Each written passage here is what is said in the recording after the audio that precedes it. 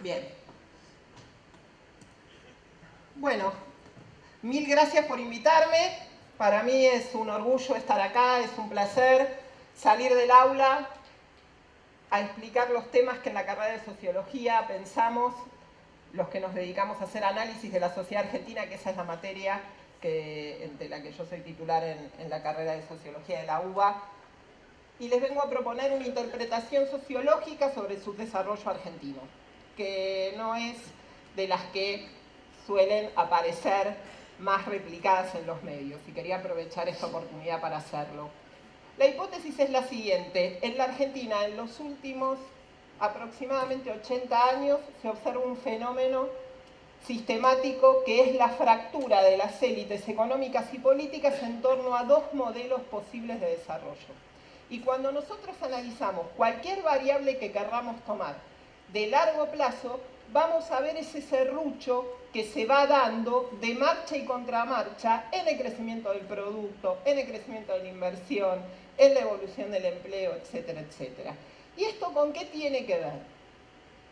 Con la existencia de una idea, de una fracción, tanto de la élite económica como de la élite política, que va cambiando a lo largo del tiempo, pero que siempre encuentra una expresión en torno a un modelo más de corte liberal aperturista, anclado en las ventajas comparativas que tiene nuestra economía para insertarse en el sector externo, priorizando en ese sentido los recursos naturales, imaginando en torno a eso un tipo particular de pauta distributiva que la asemeje a otros países de la región que son competidores posibles de la Argentina o que tienen estructuras de exportación y de inserción exportadora similares basadas en recursos naturales, pautas distributivas de 65-35 que deberían ser las que podrían establecerse para poder competir en igualdad de condiciones, implicando esto una importante desregulación del mercado de trabajo, un importante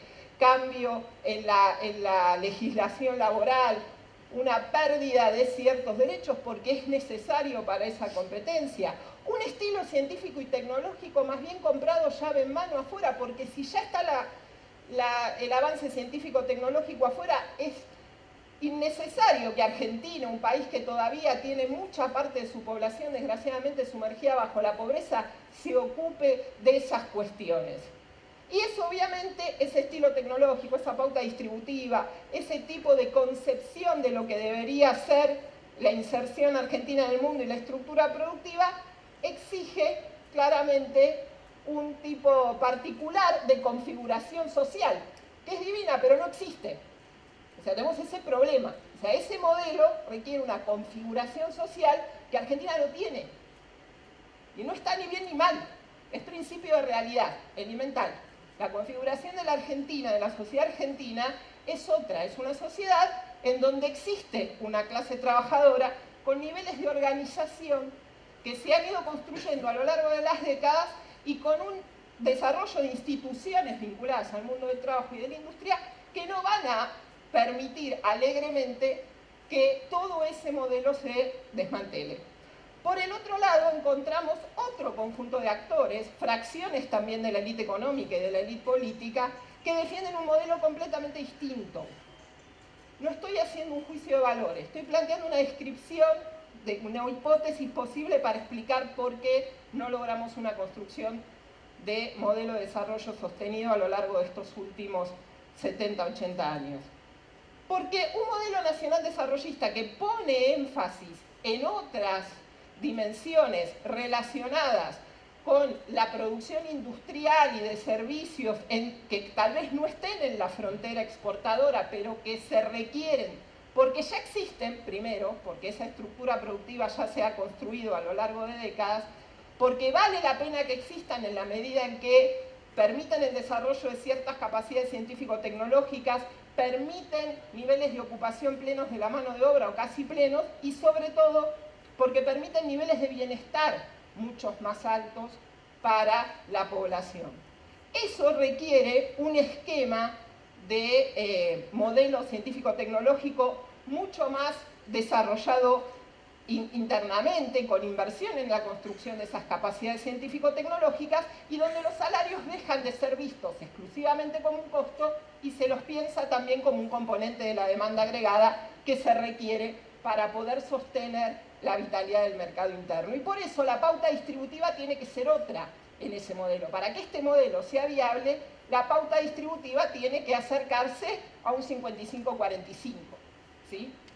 Claro, ¿cuál es el problema de este modelo? Que también tenemos que tener en cuenta. Es que existen fracciones que propician otro. Y cada una de ellas tiene poder de veto recurrentemente para hacer que no se logre terminar de instalar por décadas un sendero de desarrollo posible con una pauta distributiva estabilizada. La consecuencia de eso en los últimos años, en los años de la recuperación democrática, se pueden observar en un conjunto de indicadores. Yo traje solamente 3 para mostrarles. El primero tiene que ver con la evolución de la tasa de desocupación en la Argentina. Y vemos cómo en determinados momentos hemos duplicado nuestra tasa de desocupación. En algunos otros momentos la hemos llegado hasta triplicar, como a fines de los 90, instalando tasas altísimas de desocupación, sabiendo incluso con qué liviandad se mide, ¿no?, la desocupación, cuán estricta es la idea de desocupación. Es desocupado aquel que en la última semana no hizo ni una sola chamba y no fue a buscar trabajo. Ese es un desocupado en la medición del INDEC. Y hemos visto cómo, coincidentemente, los modelos que destruyen el tejido productivo, especialmente industrial y volcado al mercado interno, generan consecuencias tan nocivas sobre los niveles de ocupación de la mano de obra. Y viéndolo en el largo plazo, uno realmente se pregunta si un país así, con esas tasas y esos vaivenes, es viable.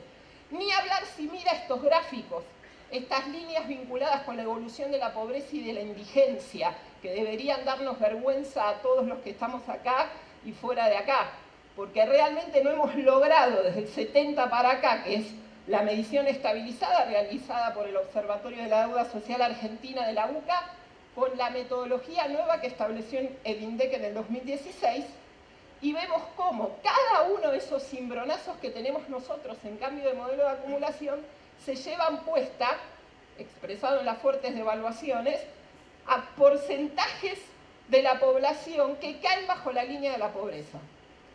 Y que incluso en momentos como hacia fines de la década, entre el 2010 y el 2015, en donde lográs estabilizar la tasa de pobreza, no lográs horadar ese piso. Argentina queda hoy con niveles de pobreza cercanos, estabilizados al 30%. La línea gris es de indigencia, que tiene el comportamiento muy similar y que también nos avergüenza en cuanto vemos la cantidad de gente que no logra satisfacer la necesidad más elemental, que es la comida. El hambre cero en la Argentina debería ser un motivo de consenso absoluto. Nadie puede estar discutiendo, ningún actor debería estar discutiendo la necesidad de superar eso. Otra cuestión fundamental a tener en cuenta, no es solamente desocupación y pobreza.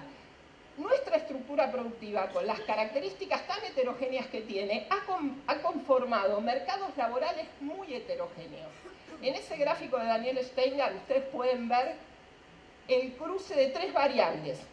El tamaño del mercado en función del tamaño que tenga la bola, digamos, el círculo, el salario medio en el eje vertical y el nivel de formalidad, perdón, en el eje horizontal. ¿Cómo podemos imaginar políticas laborales, acuerdos salariales, cuestiones vinculadas con el mercado de trabajo en este nivel de heterogeneidad? Hablamos de la industria del petróleo, la minería o las finanzas, la electricidad y el gas, a salarios altísimos, niveles de formalidad altísimos. ¿Cuánta gente ocupan? Hablamos de comercio, construcción, servicio doméstico. El grueso de nuestra mano de obra está ahí. Niveles de formalidad tendiendo a 0. Niveles salariales por debajo de la media. ¿Se puede tener una misma política salarial para un mercado y para el otro? ¿Qué les parece? A mí me parece que no. Entonces es más complejo el asunto. Hay que pensar estas heterogeneidades y tenerlas en cuenta. Y si quieren divertirse con un gráfico, observen cómo en todas las presidencias de la democracia, si yo vinculo el Producto Bruto Interno per cápita y el nivel del índice de Gini, el valor que adquiere el índice de Gini, que mide la desigualdad, cuanto más arriba, más desigual, cuanto más a la derecha, mayor Producto Bruto per cápita. Observen los vaivenes de este país. ¿Esto es un país viable? Definitivamente hemos podido, las élites políticas y económicas de este país han podido construir un sendero de desarrollo posible para esa población. ¿Qué desafíos nos deja esta situación? Nosotros tenemos que ir hacia un acuerdo estratégico para el desarrollo, y esto es más que definir precios y salarios. Todos los acuerdos estabilizados, exitosos en el mundo, ninguno en Argentina de los que hubo en el mundo, tuvieron una dimensión que va más allá de lo inmediato, más allá del corto plazo. Reconoce la situación de la sociedad realmente existente, no se ata a modelos imaginarios de manual que se venden bien y que uno quiere, porque puede ser un sesgo cognitivo peligrosísimo, y trabajando con la sociedad que se tiene, con los rasgos que tiene esa sociedad, esa estructura productiva, esos actores, porque son estos empresarios, estos políticos, estos sindicalistas, estos trabajadores, estos líderes de movimientos sociales, no son otros. Es este Estado, no es otro. ¿Eso quiere decir que hay que resignarse a que sea siempre así? No, por supuesto que uno tiene la obligación de diseñar y pensar las herramientas para transformar la realidad. Pero solo se puede transformar la realidad desde el conocimiento de la realidad. Sin el conocimiento de la realidad no hay manera de transformarla. Y gran parte, a mi juicio, de los errores que se vinieron cometiendo en las últimas décadas tiene que ver con pensar en una sociedad imaginaria, no en una sociedad real. Ese desconocimiento profundo de parte de los actores del conjunto y de centrarse exclusivamente en su propio interés. Está muy bien la defensa del interés, es propio de una corporación, cualquiera sea, del trabajo del capital, incluso de la corporación política, pero se tiene que pensar más allá, porque si no Argentina no sale más y esto va a ser cada vez peor. Nosotros estamos dejando en cada saldo algo peor que lo anterior. Entonces, para poder subsanar esto, hay que ir hacia un acuerdo mucho más amplio, en el sentido de que involucre más cantidad de actores, mucho más estable, o sea que trasciende un gobierno, y que tenga una meta mucho más ambiciosa que la definición de una estabilización transitoria y necesaria, por cierto, que es la de qué modelo de desarrollo queremos para la Argentina.